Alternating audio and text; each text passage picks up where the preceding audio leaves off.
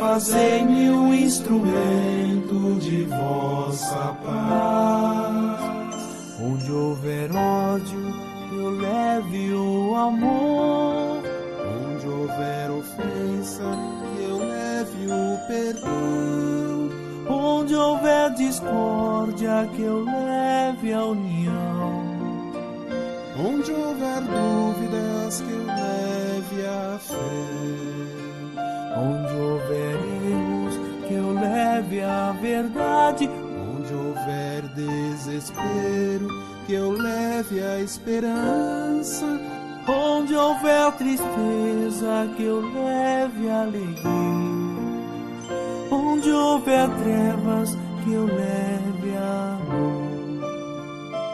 Ó Mestre, fazei que eu procure mais consolar que ser consolado, compreender que ser compreendido,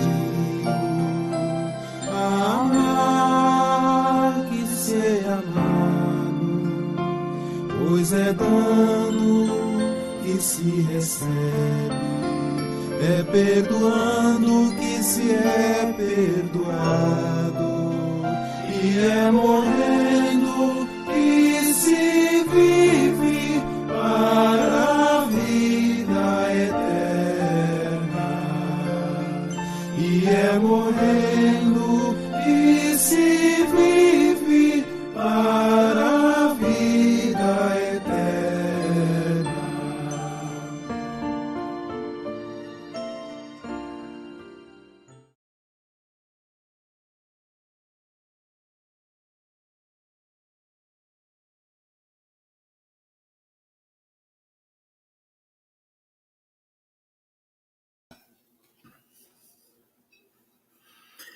Olá, queridos companheiros ligados no canal Rondônia Espírita.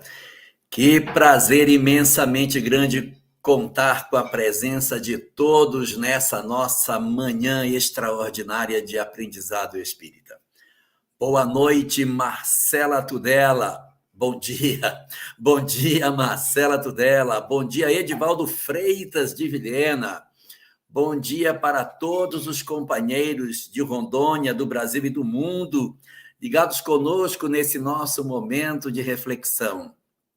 Mais uma vez, nós estamos aqui, como sempre, aos nossos domingos, para mais uma palestra doutrinária nessa nossa manhã de hoje, com uma pessoa especialíssima aqui, meu querido Rafael Siqueira, que vai ser o responsável pelo estudo dessa nossa manhã de hoje. Mas antes, eu gostaria de passar a palavra aqui para o Mário Vitor, que é nosso companheiro da Juventude Espírita de Rondônia, representando aí a juventude, para que ele possa fazer a nossa prece de abertura dos nossos trabalhos de hoje. Mário. Bom dia a todos, Jorge Elahá, Rafael Siqueira, nossa querida Gleice, todos aqueles que nos assistem pelo Rondônia Espírita. É uma honra estar aqui e vamos orar. Que possamos, então, com os pensamentos voltados a Deus, Pai de infinita misericórdia, de infinita bondade, agradecendo pela oportunidade da vida, por estarmos aqui juntos, reunidos, em nome de Jesus, Mestre Maior, Guia e Modelo da Humanidade. Que os benfeitores amigos que nos assistem possam intuir o nosso palestrante, que vai discorrer sobre um tema tão importante para nós, sobre os exemplos que nós temos de boa conduta, de boa vivência. Que a sua divina misericórdia, Mestre, permaneça conosco hoje, amanhã e sempre. Que assim seja.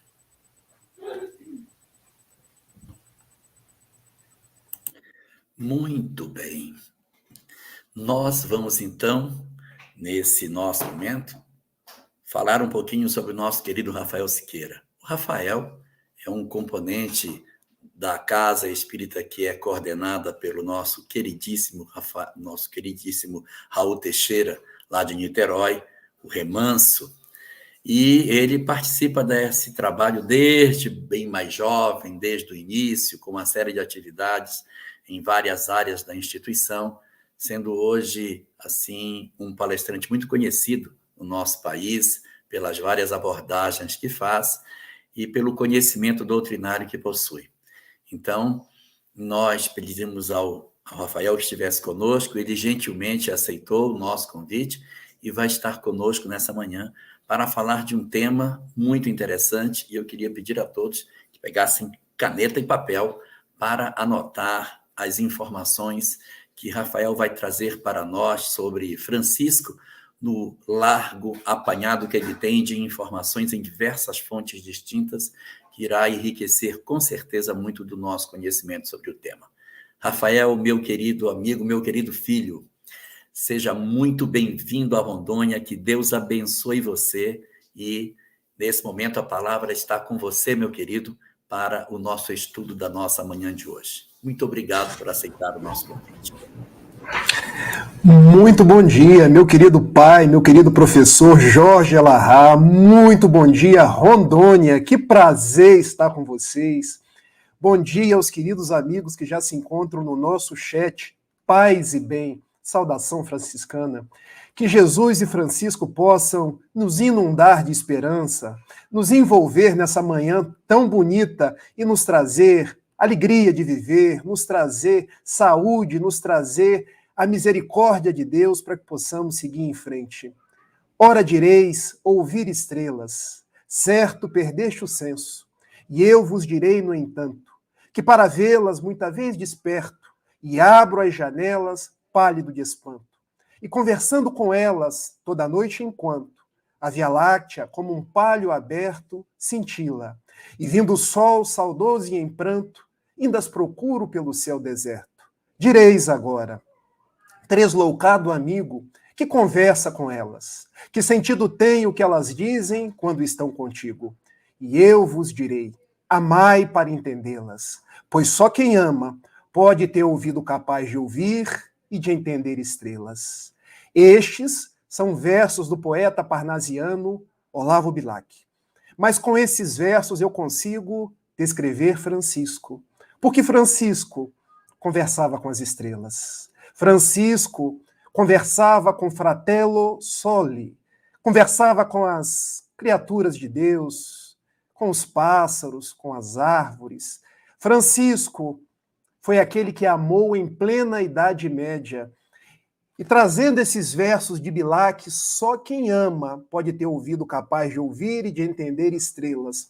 Eu posso dizer para cada um de vocês, Francisco foi aquele que Jesus enviou em plena Idade Média, idade que conheceu as cruzadas, que conheceu a Inquisição, que conheceu o movimento cristianismo, se afastando de Jesus, eis que aquela voz doce del trovatore de Dio, o trovador de Deus, faz o movimento de trazer a igreja para Jesus novamente.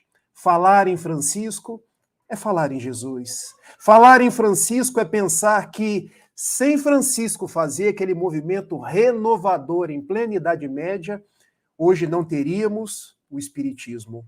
Então, a nossa proposta não é apenas evocar um personagem da Idade Média, mas evocar alguém que viveu o cristianismo, ressignificou o cristianismo e fez uma ponte entre aqueles dias primitivos do cristianismo para que nós hoje pudéssemos chegar no cristianismo renovado, como nos coloca o benfeitor Emmanuel, que é a própria mensagem espírita. Nós, quando abrimos o livro dos Espíritos, logo no Prolegômenos, o primeiro espírito que firma os prolegômenos, João Evangelista, que não há mais sombra de dúvidas que quando falamos de João Evangelista, aquele apóstolo que debruçava sua cabeça por sobre os ombros de Jesus, é o mesmo Francisco de Assis, que na Idade Média é convocado por Jesus. Volta, João. Volta, porque os homens no mundo estão esquecendo do meu evangelho. Volta, porque os homens hoje se encastelam em grandes templos, hoje vendem indulgências. Hoje, João, os homens estão pensando no ouro nas posses materiais, mas você reformará a minha igreja. Você terá nas suas mãos a nossa mensagem, porque nós estaremos contigo. E quando ele nasce, há algumas dúvidas com relação à data do seu nascimento. Alguns historiadores dizem 1181, outros historiadores dizem 1182. Eu prefiro 1182.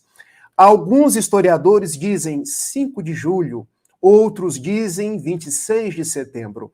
Nós preferimos a data de 26 de setembro de 1182. É a data que se coaduna, inclusive, com a versão que é a Mansão do Caminho, trazida por Divaldo Franco, que recebeu vários textos psicografados, tem colocado para a gente, 26 de setembro de 1182.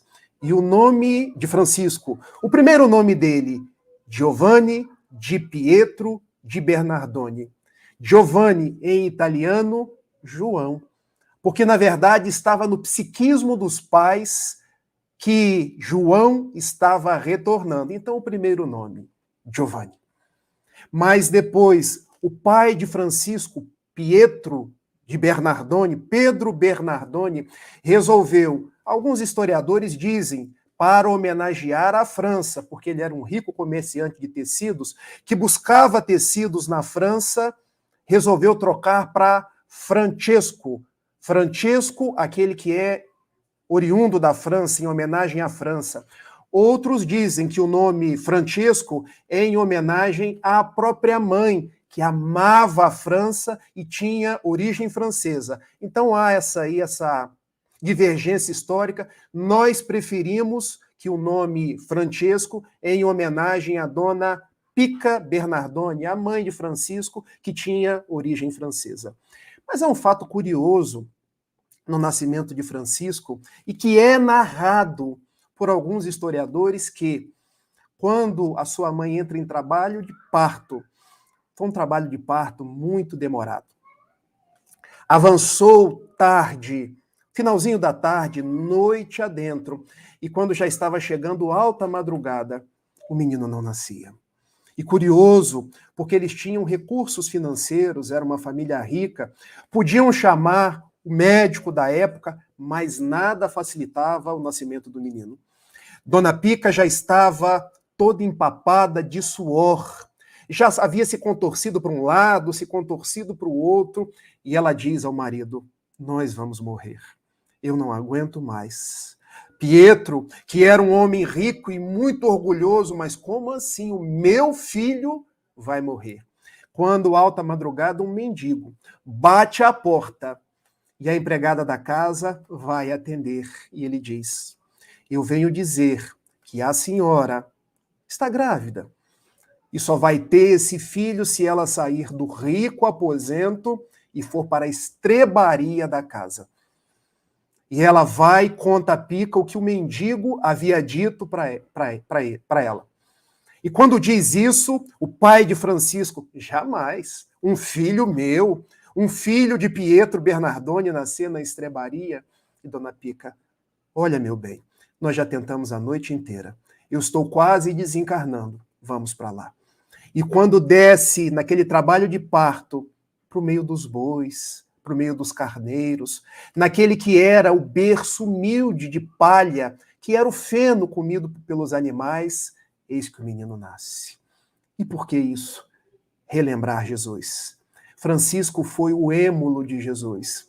Ele não nasceria num lugar de riqueza, mas relembrando Belém da Judá, relembrando o próprio filho de José e Maria, que numa gruta de Belém nasceu numa estrebaria. Ele também escolheu nascer na estrebaria dos Bernardoni. E nasce, tendo a criação para ser um menino militar, que tinha o sonho de estar na guerra, de defender a Comuna de Assis. Naquela época, vivíamos o período feudal, o período das comunas, onde nós tínhamos pequenos estados dentro de um grande estado. Então tínhamos o estado de Assis, tínhamos outro estado de Perúzia, tínhamos o estado genovês e outros tantos. E ele cresceu. Cresceu como um jovem rico. E muitas pessoas poderiam pensar, Rafael, ele desde sempre foi assim, inclinado ao bem? Não, meus amigos. Ele cresceu como um jovem ao seu tempo. E aqui eu gosto de fazer um paralelo com a história de Saulo, porque Saulo era um doutor da lei, perseguia cristãos, ordenou Estevão fosse morto a pedradas. Depois de encontrar Jesus no caminho de Damasco, é que ele fez aquele périplo na sua vida. Francisco foi um jovem a seu tempo. Um jovem que tinha o sonho de ser cavaleiro, um jovem que visitava as tabernas, que bebia muito vinho, que se envolvia em confusões, mas que nada disso tira o brilho da sua vida posteriori. É para que a gente se dê conta de como esse escafandro carnal interfere mesmo nas inclinações dos espíritos mais nobres. Estar na carne é um grande desafio, porque quando a gente está na carne, essa carne pesada, ela muitas vezes coloca um toldo naquilo que é as promessas feitas pelo Espírito na espiritualidade. Então, ele bebia, ele saía com os amigos e ele alistou-se para tornar-se um cavaleiro. Era o sonho dele, era o sonho de seu pai. A primeira guerra que ele participou, e logo aqui no primeiro momento eu faço uma correção, porque muitas pessoas acham que Francisco participou das cruzadas. Não, Francisco não participou de uma cruzada propriamente dita. Ele participou de guerras entre as comunas italianas. A primeira delas foi com Gênova, com a cidade de Perúdia, corrigindo, com a cidade de Perúdia. Alistou-se cavaleiro e foi defender a comuna de Assis contra a cidade de Perúdia. Assis perdeu aquela guerra e ele foi feito refém em Perúdia. Ficou 1 ano num calabouço em Perúdia. E esse período que ele fica num calabouço em Perúdia é um período de muita reflexão para Francisco, porque ele começa a rever sua vida, começa a ressignificar os seus valores, começa a pensar, será que a vida é tão somente visitar tabernas, embriagar-me? Será que a vida é tão somente ter coisas, ganhar cada vez mais dinheiro? Aquele período, então, de 1 ano naquele calabouço é o período onde ele faz aquele processo do filho pródigo, relembrando aqui a parábola do filho pródigo. O filho que pede a parte do seu pai quando estava num país distante, comendo a alfarroba dos porcos, ele cai em si. Na casa do meu pai eu tinha tudo, nada me faltava. Eu hei de voltar a meu pai e pedir perdão. O processo de Francisco é parecido, porque ele começa a rever os seus valores. Contam os seus biógrafos que ele não reclama, tem uma postura dócil. Ele pegava do seu próprio alimento e doava aos outros presos. Depois de 1 ano, o seu pai consegue pagar uma espécie de valor monetário e ele é libertado. Volta para Assis diferente.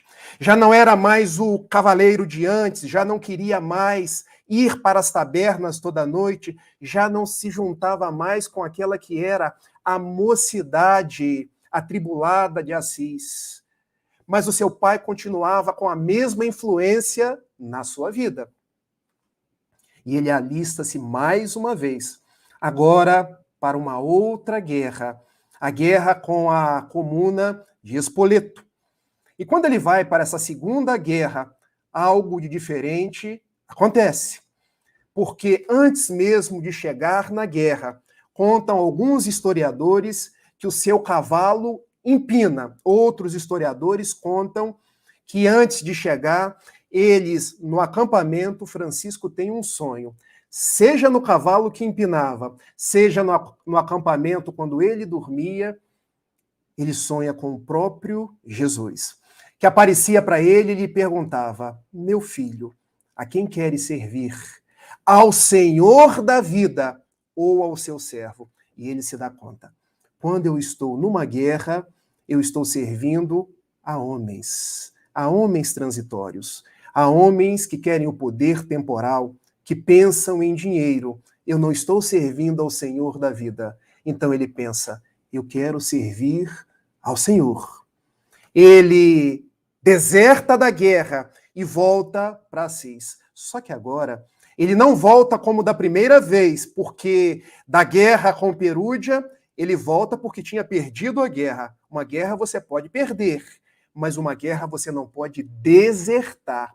Como ele havia desertado, ele chega em Assis e Pietro Bernardoni agora já não o aceita mais. E nem ele próprio queria continuar aquela mesma vida de antes. Ele começa a andar pelas ruas, começa a olhar as pessoas de uma forma diferente. E contam os seus biógrafos que o ponto de inflexão da vida dele foi quando ele encontrou os leprosos. Porque quando era jovem, ele encontrava com os leprosos, colocava o dedo no nariz, gritava a Morféia, porque os leprosos, à semelhança da época de Jesus, não podiam entrar nas cidades, eles ficavam à margem, fora da cidade. Mas Francisco agora tem uma postura diferente, porque ele não corria mais dos leprosos. Ele fez o exercício da aproximação. Ele sentia que os leprosos eram filhos de Deus. E aproximando-se dos leprosos, ele diz uma frase, uma sentença, que talvez seja a sentença da sua conversão. O que antes me era amargor, agora me torna doçura para o espírito. E ele abraça o leproso. E daquele dia em diante ele começa a servir a leprosos, a mendigos, a crianças. Há ali nas cercanias de Assis um lugar onde um rio faz uma curva, que eles chamam de memorial do Rivo Torto. Rivo Torto em italiano quer dizer o rio que faz uma curva, o Rio Torto. E nesse lugar chamado Rivo Torto, ele começa a atender crianças, mendigos, leprosos. Ele começa a pegar comidas de dentro de casa e levar para atender essas pessoas, mas faz mais. Torna-se essencialmente religioso. Começa a orar sofregamente numa igrejinha em ruínas, dedicada a São Damião. Aquele mesmo que no Brasil nós temos a data de São Cosme e São Damião, que eu me lembro quando eu era criança, eu saía pegando balas, doces, e uma vez, rezando nessa igrejinha, Francisco olha para um grande crucifixo, e mais uma vez, ele sente Jesus conversando com ele. Meu filho, a nossa casa está em ruínas. Reconstrói a nossa igreja. E Francisco interpretou aquela fala como sendo uma fala de natureza material. A igreja estava em ruínas, preciso reconstruir essa igreja. Preciso colocar pedras, refazer o altar. Preciso trabalhar para que essa igreja possa ser reestruturada. Ele não havia entendido a mensagem inicial. E ele começa a catar pedras na rua. Vai levando uma por uma para aquela igreja para reconstruir. Mas era muito pouco. Ele começa a pegar os tecidos da loja do seu pai e vender para comprar mais pedras, poder ajudar na reconstrução da igreja. Quando Pietro Bernardoni resolve fazer uma denúncia contra o filho. Uma denúncia no tribunal à época. Não era um tribunal como nós temos hoje, um tribunal com fórum, com um juiz. À época era uma espécie de tribunal eclesiástico. O bispo chamava-se Guido. E essa denúncia foi levada a Guido nos seguintes termos: eu tenho um filho que é maluco, que desertou da guerra, que voltou para Assis e agora anda falando de Jesus nas ruas, falando com leprosos, falando com todas as pessoas. Eu tenho um filho que está me roubando, Dom Guido. Ele pega dos meus tecidos e vende para comprar pedras, eu não mereço tanta ingratidão. Eu fiz tudo para esse menino. Eu vendi dos meus bens para comprar as melhores armaduras, porque ele tinha o sonho de ser um cavaleiro. Converse com ele. Vamos fazer uma espécie de tribunal para que ele peça perdão. Eu o aceitarei de volta. E ali por volta de 1206, essas datas, meus amigos, são datas aproximadas. A gente, dependendo dos historiadores, a gente pode variar um pouco essas datas. Instala-se em plena Praça de Assis um tribunal, onde Dom Guido seria o julgador, o acusador seria o pai e Francisco seria o próprio defensor. Instalado aquele tribunal, a acusação fica a cargo de Pietro Bernardoni. A mãe, Dona Pica, não se fez presente, porque tão logo instaurado aquele processo, ela começa a se afastar, porque via a briga entre pai e filho, e contam os historiadores que ela morreu pouco tempo depois, porque ela nunca conseguiu afastar-se do seu filho, deixar de acolhê-lo da forma como ele era. E passada a palavra para Francisco, depois da acusação de seus pais, ele diz: meu pai, eu te amo. Eu te peço perdão por tudo que eu te fiz, por todo o dinheiro que eu gastei seu. Mas eu hoje, meu pai, eu quero dizer que eu não sou mais Francisco de Pietro de Bernardoni. Eu, a partir de hoje, sou Francisco de Dio, Francisco de Deus, ou tão somente Francisco de Assis. Eu gostaria, meu pai, de ter o dinheiro para te devolver, mas como eu não tenho, o que eu tenho, eu vou tirar. Tirou as próprias roupas do corpo e entregou numa cerimônia muito bonita a seu pai. Eis que Dom Guido, que depois se torna um protetor de Francisco de Assis pelos dias que se seguiriam, o cobre, mas o fato é que Francisco de Assis sai pelas ruas de Assis, pelos campos de Assis, tendo se despojado das suas roupas para viver tão somente como Francisco de Assis. E ele vai viver inicialmente para reconstruir aquela igrejinha de São Damiano. Ele começa a viver e a chamar a todos de irmãos. Era o irmão Pássaro, era a irmã Flor. Ele chamava o sol de irmão, a lua de irmã. Os leprosos eram os irmãos leprosos. O corpo era um irmão. Àquele propósito, juntam-se outros irmãos. O primeiro deles, Bernardo de Quintavalle. E depois, Pedro de Catânia, Frei Rufino, o irmão Maceu. E o irmão Maceu, aqui eu preciso fazer uma inflexão, porque o irmão Maceu é o benfeitor Camilo, que é o guia espiritual de José Raul Teixeira nas vestes daquela época. E vocês poderiam me perguntar, como você sabe disso, Rafael? Informação do próprio Raul, que ele não nos proíbe de narrar. Porque uma vez, numa reunião mediúnica, nós nos encontrávamos conversando com o próprio Raul, ao final da reunião, e ele disse que havia visitado Assis. E visitando aquela que é uma igreja faustosa, construída na cidade de Assis, há no subterrâneo o túmulo de São Francisco. E ao redor, 4 outros túmulos, daqueles que eram os franciscanos mais próximos do paizinho seráfico, como era chamado Francisco de Assis. O Frei Ângelo, o Frei Rufino, o Frei Maceu e o Frei Leão. E Camilo aproximou-se de Raul e lhe disse: meu filho, dentre esses restos carnais, eu me encontro na personalidade vivida naquela época. Eu quero que você ande, que você medite, porque você sentirá a minha presença num desses túmulos. E Raul andou, circulou, até que parou diante do túmulo de Maceu. E Camilo do seu lado. Aí eu me encontro, meu filho. Nós estivemos aqui, vivendo os dias do franciscanismo primitivo, para relembrar Jesus.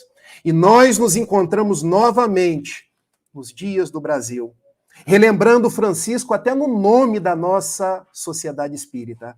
Sociedade Espírita Fraternidade.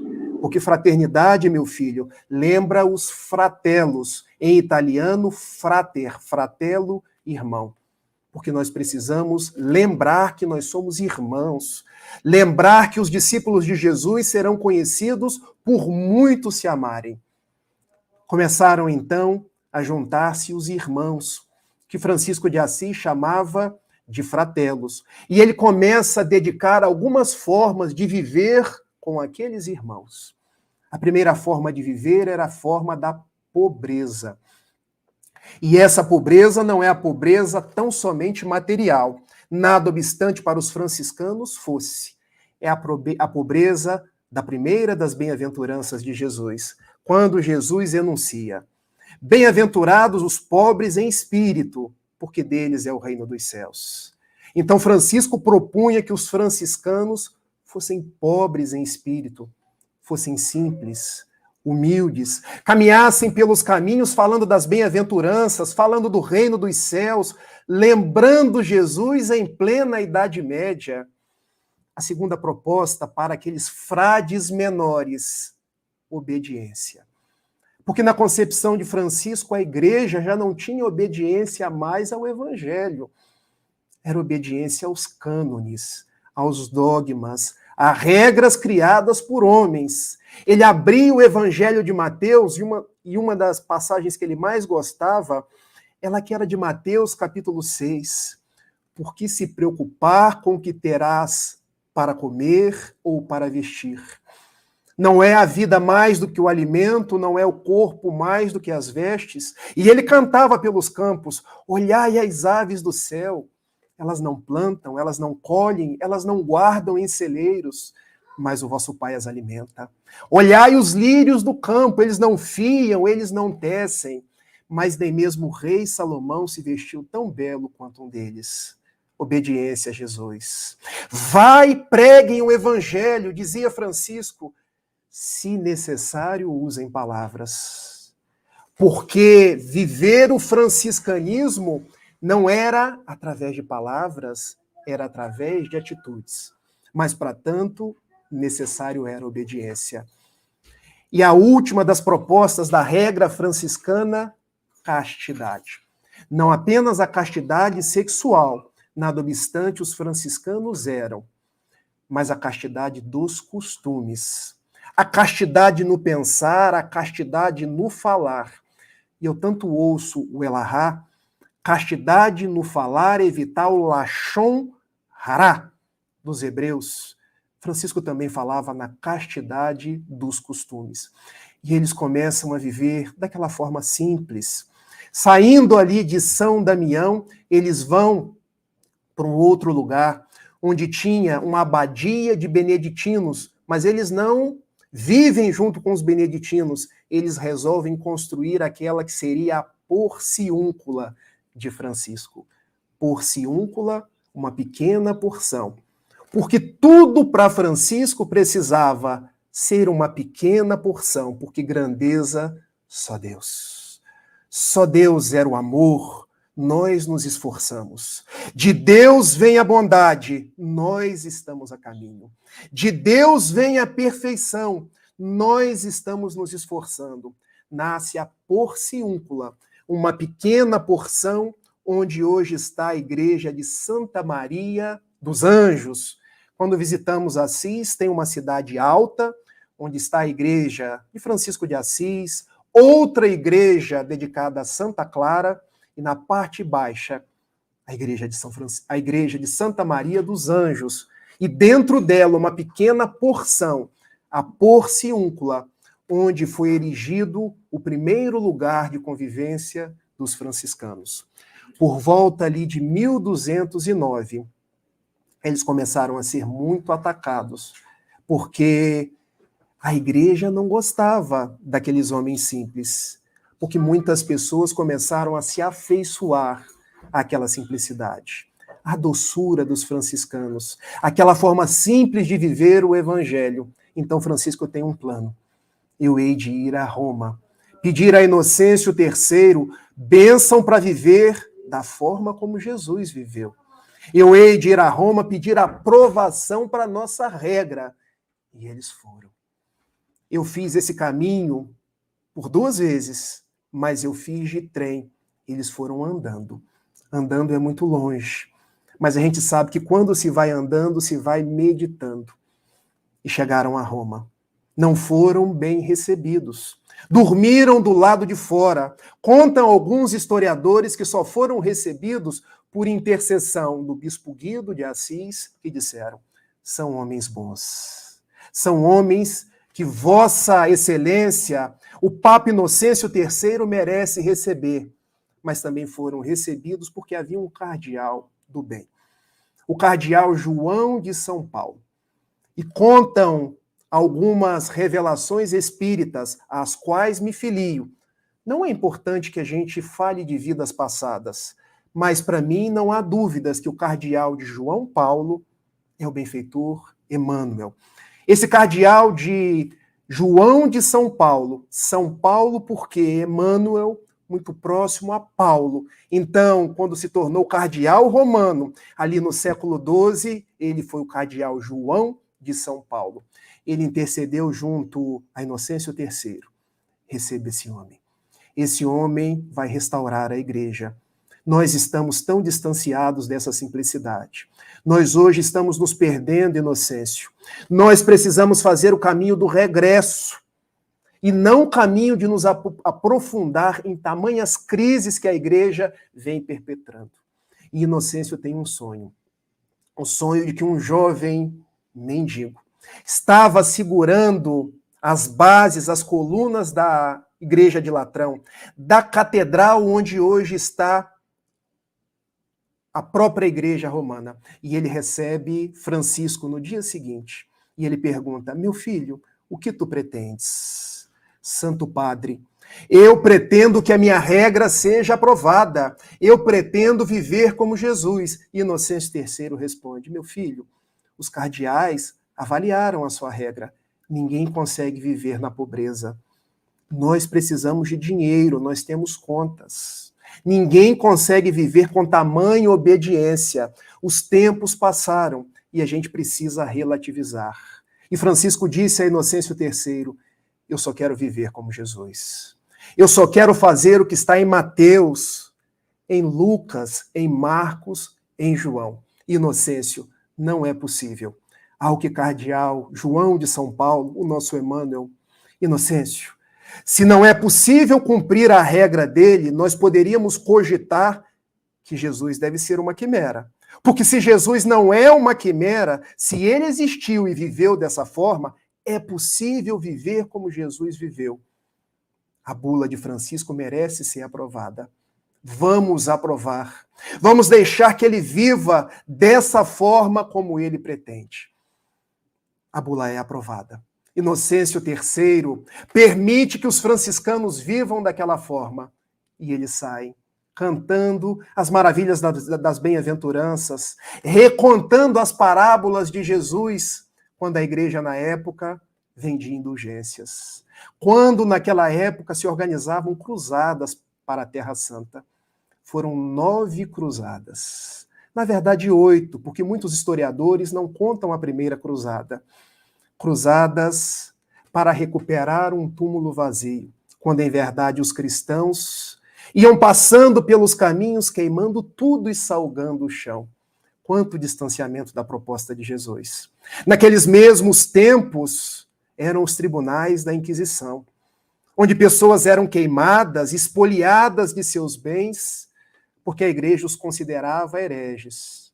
E Francisco consegue sair restaurando a mensagem de Jesus. É quando ele se dá conta de que o convite feito na igrejinha de São Damião não era apenas o convite para restaurar a igreja física, era para restaurar os próprios alicerces espirituais da igreja. Francisco, então, se torna, na Idade Média, aquele que restaurou, procurou restaurar, ajudou na restauração da Igreja do Cristo, do lídio Evangelho de Jesus. Ajudou a cantar a mensagem renovada mais uma vez. Passados os tempos, em 1212, ele ganha uma grande companhia, Clara Ofreduccio. E eu gosto tanto de Francisco. O nome do meu cãozinho, Chico, em homenagem a Francisco. O nome da minha única filha, Não tive dúvidas quando ela nasceu. Clara, 1212, uma moça lindíssima, como contam os historiadores. Filha também de uma família rica. A mãe chamava-se Hortolana. Ela tinha 2 irmãs, que posteriormente se tornaram Clarissas. Resolve aproximar-se de Francisco e pedir permissão. Se vocês vivem como os frades menores, eu te peço permissão. Deixa-me viver também como um frade. Não, minha irmã, você não pode viver, minha irmã, como um frade, mas você pode viver como uma dama da caridade. E ela funda uma ordem das damas das claridades, junto com suas 2 irmãs, Inês, Beatriz e outras tantas, que ficaram conhecidas como as Clarissas. E aqui é um fato interessante a ser contado. Porque Divaldo Franco, visitando Assis, numa das primeiras vezes, e indo até a igreja dedicada a Santa Clara, também há um túmulo de Santa Clara na parte inferior da igreja, onde há um corpo dela por sobre o túmulo. E olhando para aquele túmulo, para aquele corpo embalsamado, ele percebeu, parece Joana, o rosto de Joana. Quando Joana, em espírito, foi se aproximando, e ele não teve dúvidas. Era Joana. E ele perguntava, minha irmã, é você? Ela nunca respondeu. Mas recentemente, vocês podem ir até o site da Mansão do Caminho. Agora, no mês de agosto, a Mansão do Caminho soltou uma publicação nas redes sociais, confirmando aquilo que Divaldo Pereira Franco deixou de confirmar nas últimas décadas, que Joana de Ângeles e Clara de Assis são a mesma pessoa. Também não nos importa essas vivências passadas, essas personalidades, mas que para os meus estudos, para as minhas reflexões, agora o tabuleiro se fecha. Nós tivemos, naquela que foi a Idade Média, quando os homens se perdiam dos caminhos do Evangelho, Camilo na pele de Maceu. Nós tivemos Emmanuel como um cardeal cristão. Nós tivemos Joana como Clara de Assis. Era um grande movimento para restaurar o Evangelho, e essas mesmas almas retornariam a posteriori para trazer de novo Jesus pela proposta espírita. Olha a bondade de Deus. Olha a misericórdia de Deus que nunca nos deixa reféns, que está nos encaminhando, está nos impulsionando para os dias da posteridade. Então, o movimento franciscano, o movimento do franciscanismo, que conta o benfeitor Emmanuel, no livro A Caminho da Luz, ganhou milhares e milhares de coração, foi um chamado de Jesus para que a sua mensagem fosse vivida naquela época. Assim como o movimento espírita é hoje, é o mesmo chamado do Cristo. Venho como outrora, capítulo 6 do Evangelho segundo o Espiritismo, aos filhos transviados de Israel. Venho trazer a paz, abrir os olhos àqueles que estão enceguecidos. E nós percebemos esse contínuo da sociedade a caminho da luz, a caminho do alto. Pensar hoje na doutrina espírita é começar lá nos dias de Abraão, de Moisés, primeira revelação. Caminhar para os dias de Jesus, segunda revelação. Moisés com a justiça, Jesus com o amor, até chegar no Espiritismo com a verdade. Mas ninguém caminha de Jesus, o amor, até o Espiritismo, a verdade, passando 1800 anos sem uma ponte. E essa ponte chama-se Francisco. Il Trovatore de Dio, ou Il Poverello, o pobrezinho de Assis. Porque era preciso fazer um momento de inflexão da igreja que se afastava de Jesus para que do movimento franciscano nós chegássemos na Renascença. Da Renascença nós chegássemos no Iluminismo. Do Iluminismo nós chegássemos no Espiritismo, tempos modernos, e do Espiritismo, com as mãos de todos, nós pudéssemos caminhar para a regeneração. Como é bom estudar história. Como é bom entender os papéis de todos esses personagens, porque os personagens são os mesmos. Eles vão nascendo, morrendo, reencarnando e direcionando os nossos passos. Mas nós podemos falar mais de Francisco, porque Francisco de Assis, nesses dias que nós falamos de ódio, falamos de guerra, ele nos dá uma grande lição. Agora sim, ele acompanha uma cruzada, mas ele não vai numa cruzada, o que é diferente. Pelos idos ali de 1219, 1220, ele resolve acompanhar uma das cruzadas. Era amigo do cardeal. O cardeal recolheu os melhores homens, recolheu reis e foram para a Terra Santa. Ele acompanhou. Quando encontrava-se ali pelo Egito, nas proximidades do Egito, ele deixa a caravana. E em conversa com o cardeal, onde você vai? Eu vou conversar com o sultão. À época, tinha um sultão ali no Egito chamado El-Malik, El-Kamir. Vocês podem encontrar esse nome de um outro jeito, de uma outra pronúncia, até porque a pronúncia modifica no árabe, no grego, no latim. E ele chegando até o acampamento onde estava o sultão. Os acólitos do sultão vêm até ele: nós vamos matar-te. Podem até matar-me, mas eu vim em nome da paz. Eu vim conversar com o sultão. Que audácia sua, conversar com o sultão. Eis que o sultão sai à porta, deixem esse homem entrar, porque eu tenho a ideação de que ele é um homem bom. E começam a conversar. Sultão, eu venho em nome de Jesus. E o sultão responde: é o mesmo Jesus que os cristãos adentram as nossas terras, matam as nossas mulheres, matam as nossas crianças, salgam o chão. São os mesmos cristãos que nós estamos brigando por Jerusalém há séculos. Não há paz com os cristãos. E Francisco diz a El-Malek: os cristãos de hoje não conhecem Jesus. Eu quero dizer para você que Jesus viveu pela paz. Que Jesus é o homem paz. E eu vim abraçar-te em nome da paz.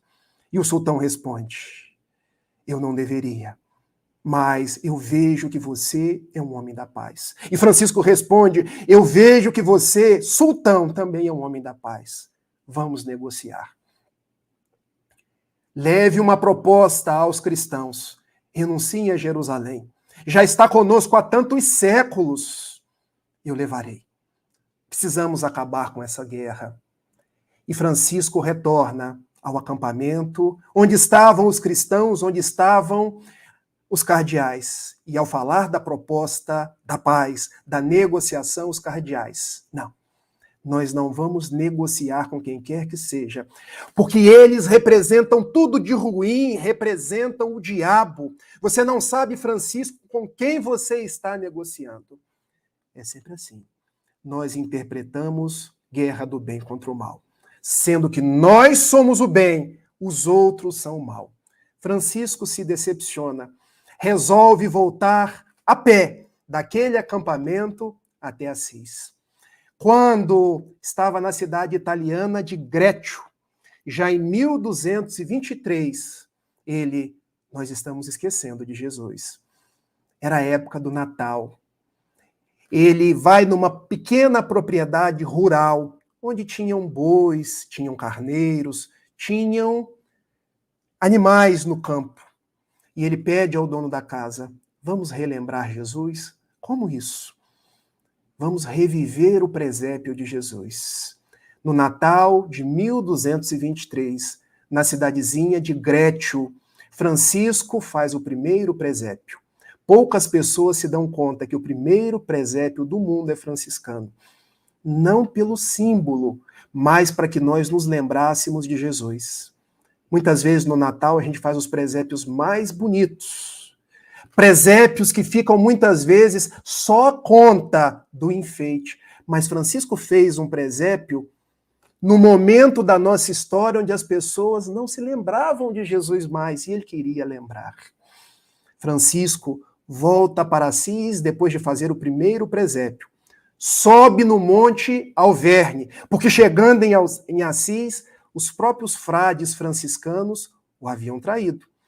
Haviam feito modificações na regra, aceitado dinheiro, aceitado hierarquia na ordem, aproveitado 1 ano e 6 meses, 18 meses que Francisco de Assis havia ficado no deserto. Ele resolve subir o Monte Alverne e pedir perdão a Deus. Meu Pai, perdoa-me. Perdoa-me porque você me chamou para instituir uma nova ordem. Mas eu errei. Eu não consegui. Mais uma vez eu não consegui. E ele se deu conta de que havia feito a sua parte. E ele ora a Deus no profundo, no ádito de sua alma, dizendo que se cumpra a sua vontade, jamais a minha. E num fenômeno belíssimo de materialização, ele recebe as marcas do Cristo nas mãos e nos pés. Eram os estigmas. Francisco de Assis recebeu os estigmas do Cristo. E de 1223 a 1226, ele já tinha as marcas do Cristo. Relembrando que Paulo disse aos Gálatas, já não sou eu quem vive, o Cristo vive em mim. Ele passou a viver em profunda comunhão com Jesus. E falava com seus discípulos, falava com aqueles que eram os franciscanos. Vamos volver à simplicidade. Vamos viver Jesus. Já não era tão ouvido, mas a sua imagem, a sua proposta já tinha ganhado o coração de tantos. 1226. 3 de outubro, tá, gente?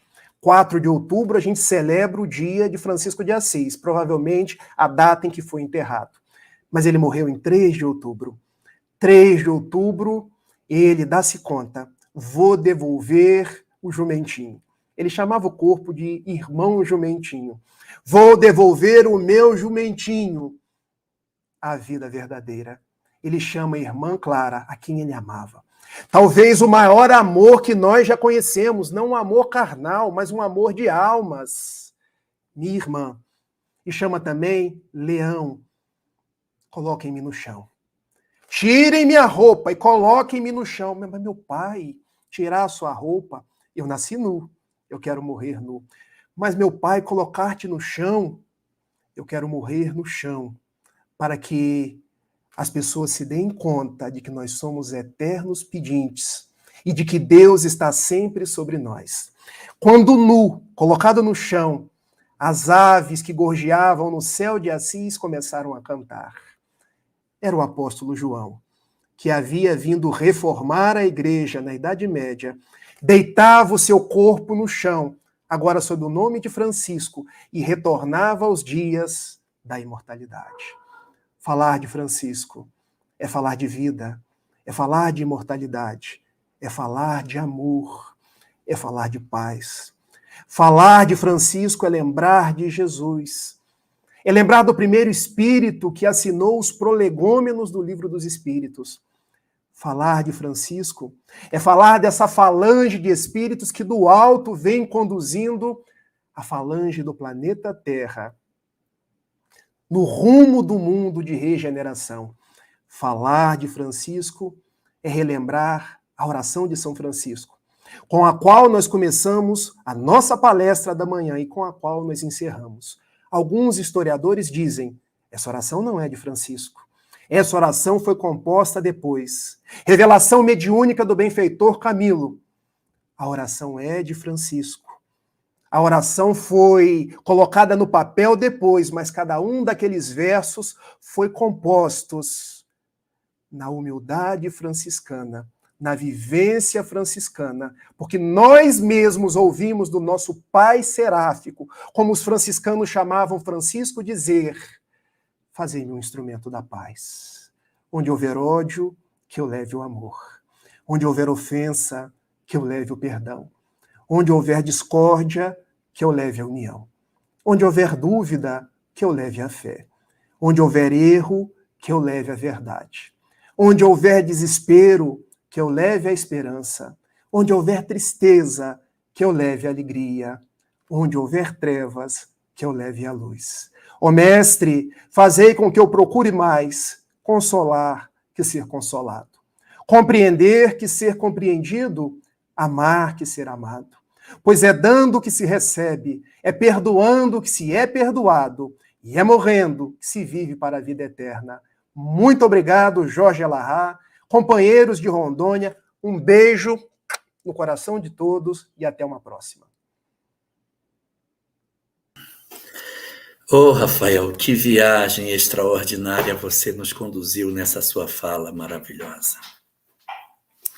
Entendo que a nossa oração final dos nossos trabalhos desta manhã já foi feita por você nessa sua significativa relembrança da oração de Francisco.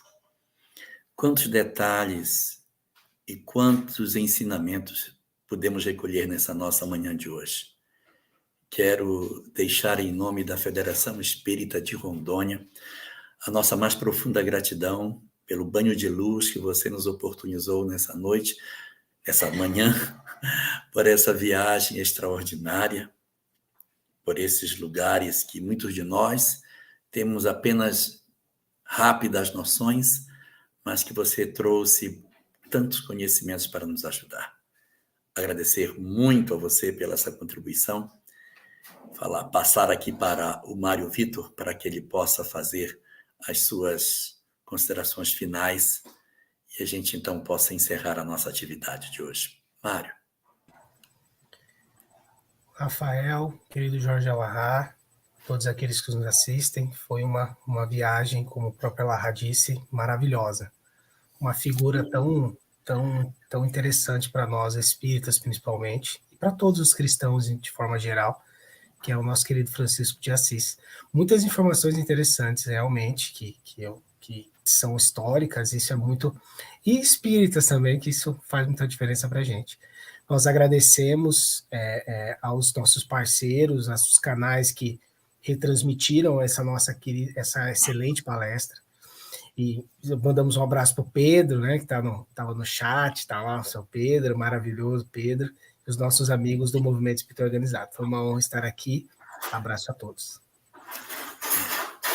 Então, vou passar você para se despedir, Rafael. Quero deixar o meu abraço aqui também para a Cleonice, para o Paulo Itergeli, lá de Conchal, que está aqui conosco nesse momento. Nossa Camila Ferraz, de Juiz de Fora, em Minas Gerais. Sejamos todos muito bem-vindos e que tenhamos tido um bom aprendizado nesse momento. Eu deixo para você, Rafael, para se despedir do nosso pessoal e aguardamos o seu retorno em breve com novas orientações e novas reflexões sobre o cristianismo e o espiritismo. Há um poeta e filósofo pré-socrático de nome Antístenes, que diz que a gratidão é a memória do coração. Então eu sou grato a você, Jorge Elahá, por tudo que você tem feito por mim. O Jorge tem aberto alguns canais onde eu posso falar de Jesus, falar de doutrina espírita e hoje falar de Francisco. Então eu guardo essa memória no coração sob a forma de profunda gratidão. Guardo no coração gratidão por primeira vez estar em Rondônia. Nunca imaginei que um jovem cheio de problemas de Itapiruna, norte do estado do Rio, pudesse um dia estar em Rondônia falando de Jesus, falando de Francisco. Eu fui chamado para ser padre na igreja, mas o meu sonho era ser franciscano.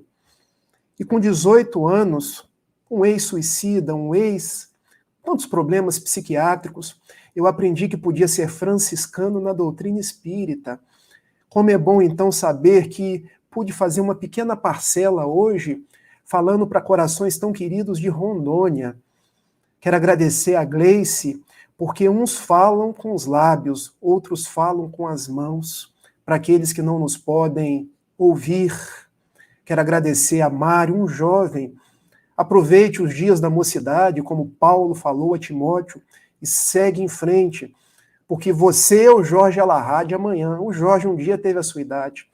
Agradecer a todos vocês que estão no nosso chat, porque uma live só existe por conta de vocês que estão no chat.